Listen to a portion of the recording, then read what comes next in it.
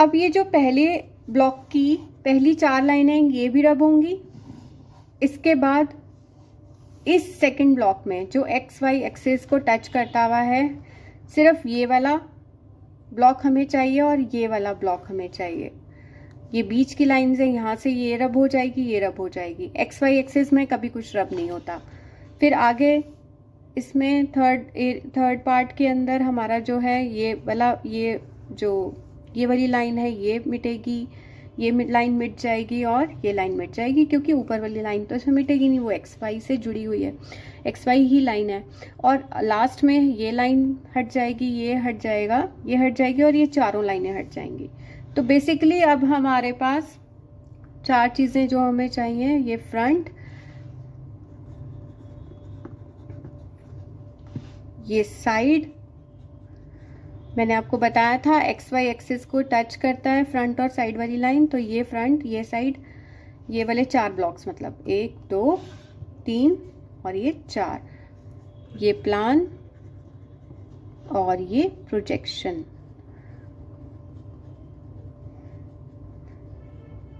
ये मैं आपको बताने के लिए लिख रही हूँ, आप तो लाइंस जब पूरी रब कर देंगे तब उसके बाद नीटली रखिएगा।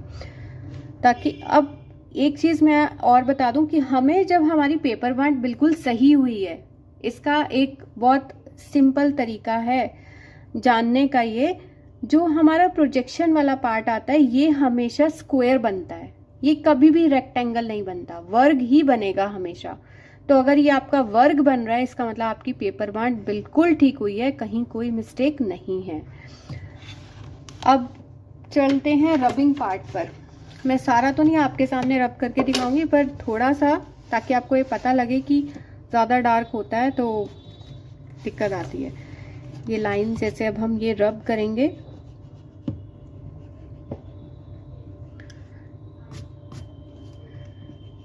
ये देखिए हमें ज़्यादा जोर लगाना पड़ता है क्योंकि वो ज़्यादा सफाई से रब हो, इसलिए ज़्यादा जोर। और दूसरी बात ये देखिए इसमें लाइंस फिर भी ये दिखाई देती हैं, ऐसे दिखाई देना मतलब कि कितना डार्क आपने लगाया हुआ होगा, जो ऐसे लाइन फिर भी मिटने के बाद नजर आ रही है। और अदरवाइज क्या होता है, अब ये जो मैंने इसी की ही ये रब करके ही आपके पास ये आया है।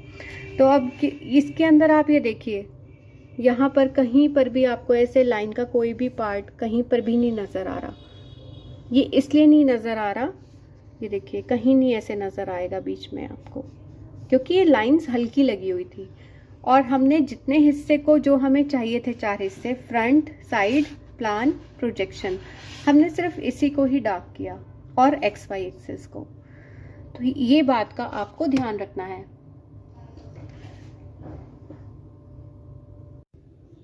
अब रबिंग के बाद हमारे पास ये 4 हिस्से, फ्रंट, साइड, प्लान, प्रोजेक्शन, ये हमारे चारों ब्लॉक्स जो हैं वो हमने ले लिए। अब इनके अंदर हम काम करेंगे। आप ये देख रहे हैं डार्क लाइंस होने के कारण ये इस तरीके से, तो ये प्रॉब्लम आती है, तो ये इसीलिए लाइट लगानी है लाइंस। अब सबसे पहले फ्रंट पर अब हम काम करेंगे। फ्रंट में हमें क्या क्या नजर आ रहा है, ये 2 ब्लॉक्स। अब यहाँ पे कितना कितना डिस्टेंस है इन ब्लॉक्स में, देखिए यहाँ पर ना नीचे मेंशन नहीं है, तो यहाँ ऊपर मेंशन है। तो नीचे ना हो तो ऊपर ध्यान दे लीजिए, एक ही नाप है दोनों तरफ, इसका और इसका एक ही नाप होता है। ये देखिए 5 सेंटीमीटर दिया हुआ है, ये यहाँ से यहाँ तक 5 सेंटीमीटर, तो ये भी 5 सेंटीमीटर हुआ, टोटल हमारा 20 है। और ये भी दिया हुआ है 5 सेंटीमीटर, तो ये भी 5 सेंटीमीटर हुआ। 5 सेंटीमीटर का ये, 5 सेंटीमीटर ये, बीच में कितना बचा, 10, और यहाँ पर 10 दिया हुआ भी है। मतलब हमारी, अगर हम नीचे आधार से शुरू करेंगे तो हमारी ये जो साइड वाली लाइंस हैं दोनों तरफ से 5-5 सेंटीमीटर पे यहाँ पर एक एक निशान लगेगा। अब मैंने आपको पहले भी बताया था, लास्ट हमने जब स्केल ड्राइंग किया था उल्टा टी का, तो उसमें अगर स्केल कार्ड जो हमें दिया 1:2 का दिया हुआ है, ये मेंशन है, तो हमें हर जो भी हमें यहाँ पर मेजरमेंट्स दिए हुए हैं उनको हमें 2 से भाग देना है, जैसे हमने लंबाई चौड़ाई और ऊंचाई में किया था। ये देखिए शुरू में हमने लंबाई चौड़ाई ऊंचाई ली थी और हमने हर एक को 2 से भाग देके फिर जो ये आया था इसको यूज हमने आगे किया था। इसी तरह से हम इनको भी करेंगे। तो 5 सेंटीमीटर हुआ 2.5 और 10 सेंटीमीटर हुआ 5 सेंटीमीटर और फिर से 2.5 हुआ। तो जब हम इसी चीज को फ्रंट को बनाना शुरू करेंगे, ये हमारा फ्रंट वाला पार्ट है, इसमें पहला निशान लगेगा 2.5 पे, यहाँ से ये देखिए इस पॉइंट से इधर की तरफ 2.5 ये निशान लग गया। फिर उसके बाद यहाँ से यहाँ तक कितना सेंटीमीटर छूट गया? 10 सेंटीमीटर। तो यहाँ के बाद 10 सेंटीमीटर छोड़ के फिर 2.5 ऑटोमेटिकली बचेगा, क्योंकि हमारे पास टोटल 20 है।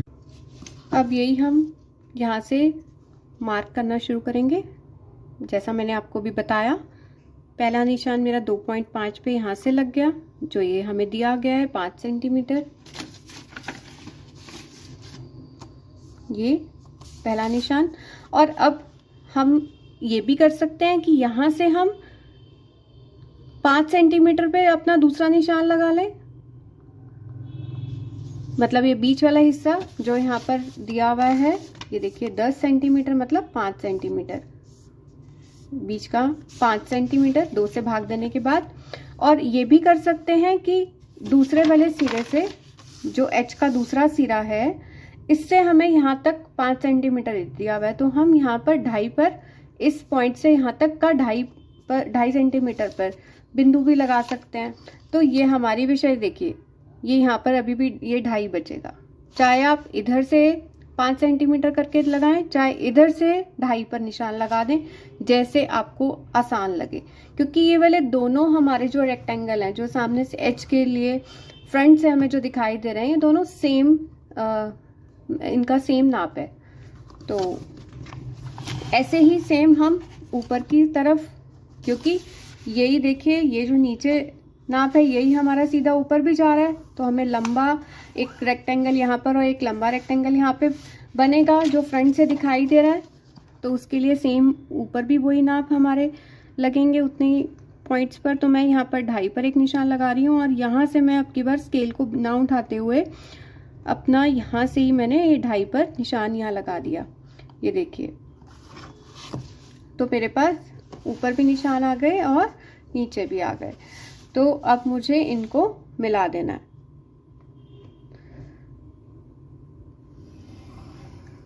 ये अब हम सीधा डार्क ही लगाएंगे लाइंस, क्योंकि ये अब इनमें तो हमें कुछ भी रब नहीं करना। पेपर मार्क करते हुए ही इस बात का ध्यान रखना होता है। तो ये दोनों हमारे, ये देखिए ये भी साइड की, ये दोनों पार्ट्स हमारे पास आ गए हैं। अब रहता है ये बीच वाला हिस्सा। अब बीच वाला हिस्सा कैसे बनाया हुआ है? जो नीचे का आधार है, जो हमारी XY एक्सिस है, इस पॉइंट से ये 10 सेंटीमीटर की हाइट पर पहला निशान आ रहा है। उसके बाद इसकी जो चौड़ाई है वो हमें 5 सेंटीमीटर यहाँ दी हुई है, मतलब ये 5 सेंटीमीटर और ऊपर है, तो ये हाइट यहाँ पर 5 सेंटीमीटर पर फिर एक निशान लगेगा। यानी नीचे से 10 है तो 10 मतलब 10/2, यहाँ बटा 2 कर देंगे। तो 5 सेंटीमीटर पे पहला निशान और दूसरा निशान 5/2, 2.5 सेंटीमीटर पर लिखेंगे। तो हम वही माप, जैसा मैंने आपको पहले भी बताया था, तो मैंने आपको जैसा कहा अभी, 5 सेंटीमीटर पे मेरा पहला निशान आ गया, ये देखिए पूरा 5 है, और उसके बाद 2.5 पे मेरा दूसरा निशान। ऐसे ही सेम इधर से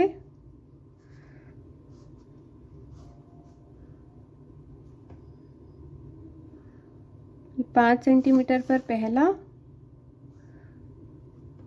और 2.5 पर दूसरा। अब इनको आपस में मिला देंगे और वो भी डार्क।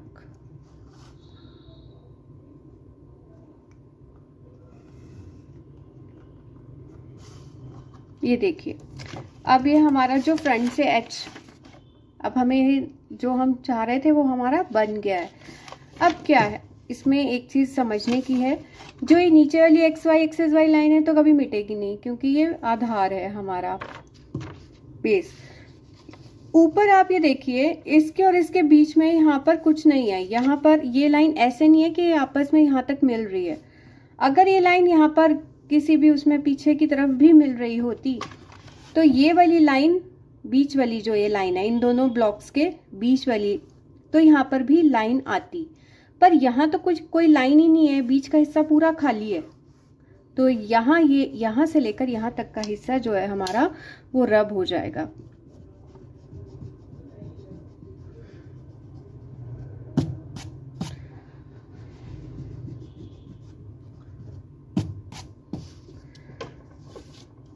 इसको नीटली रब करना है। और बाय चांस अगर कहीं से आपको लग रहा है कि कोई लाइन प्रॉपर नहीं है डार्क, तो उसको हम यहाँ पर डार्क कर लेंगे।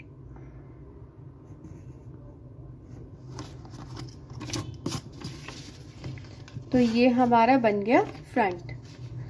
इसके मेजरमेंट्स भी अभी हमें लिखने हैं, पहले हम पूरा इसको बना लेते हैं। अब चलते हैं हमारी साइड पर।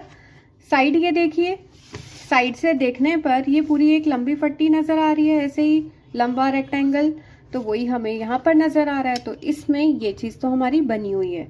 अब एक पॉइंट जो नया हमें समझना है वो ये है कि इस पट्टी के पीछे ये वाला जो ब्लॉक है यहाँ पर ये खड़ा है, इसके पीछे एक ये वाला ब्लॉक आ रहा है। ये जब ब्लॉक आ रहा है तो ये कहीं पर पीछे इसकी लाइन आ रही है, यहाँ पर एक पहली लाइन ये वाली और ये दूसरी लाइन जो यहाँ से शुरू होगी ऐसे, ये कहीं यहाँ ऐसे आ रही है। पर ये हमें दिखाई ऐसे, हमें ये पता है कि पीछे एक ब्लॉक आ रहा है। तो जब भी ऐसे पीछे कोई भी पीछे से अगर कोई ब्लॉक आ रहा है, शो हो रहा है, तो उसकी हमें यहाँ पर दानेदार रेखा शो करनी है। दानेदार रेखा शो करने से क्या होगा, ये पता लगता है कि इसके पीछे कोई पीस है जो इसके साथ अटैच्ड है, जो इसके साथ जुड़ा हुआ है। अब मैं आपको एक बार इसी को ब्लॉक में वापस दिखाती हूँ मॉडल में, ताकि आपको और ज्यादा क्लियर हो। ये देखिए, ये एच फ्रंट से देखने में नजर आ रहा है। अब ये वाला जो ब्लॉक है, ये जो बीच का एच का ये वाला हिस्सा है, इसमें ये वाली जो लाइन है, एक लाइन ये नजर आ रही है आपको ऊपर की साइड और ऐसी एक लाइन नीचे की साइड नजर आ रही है। तो ये यहाँ पर इसके पीछे कहीं एंड हो रही है, इसके साथ जुड़ी हुई है। तो ये रेखा जो ऊपर वाली है और जो नीचे वाली है, ये हमेशा साइड में दिखती है। अगर फ्रंट से कोई पट्टी इधर पीछे की तरफ लगी हुई है तो साइड वाली पट्टी में ये बताना पड़ेगा हमें, ये दिखाना होता है कि यहाँ पर एक पट्टी है जिसकी एक यहाँ पर एक लाइन है और उसी की एक लाइन वो यहाँ से शुरू हो रही है, यहाँ पे वो खत्म हो रही है। इतनी मोटी एक पट्टी पीछे की तरफ लगी हुई है। ये हमेशा जब भी पीछे कोई पट्टी हो उसको हम शो करते हैं, ये ध्यान रखना है।